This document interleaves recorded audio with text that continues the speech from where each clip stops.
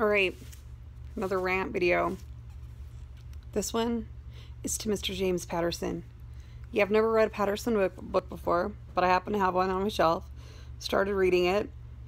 Didn't find out until page 323 that the main character was black, so mad props to Patterson that race wasn't even a factor. The fact that he didn't mention race, obviously because I'm white, because of white privilege, because whatever, because you just assume when race isn't mentioned that the character is white. So I didn't think about race until through page 323 he mentions he's black. Mad props for that sly little social commentary that it's not mentioned, and then you find out he's black. Okay, mad props for that.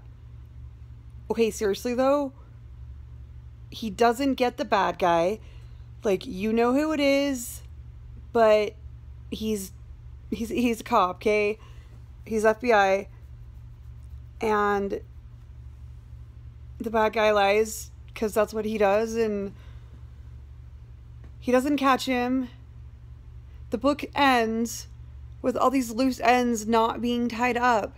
He doesn't get the bad guy, and he loses his son to his ex fleeing, who was unfit to be a mother and went into like a mental institution for a year, or she went to mental institution or something, and then she left him. She chose to move 3,000 miles away to the other end of the country. She chose to leave him for a year, and at this point the kid's a year and a half, and he loses his son to her.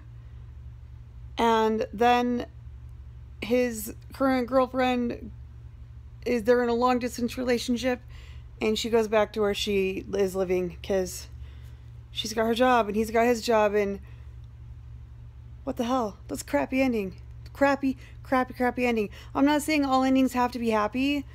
Like, my favorite chick flick is probably The Little Black Book, because it isn't a happy ending.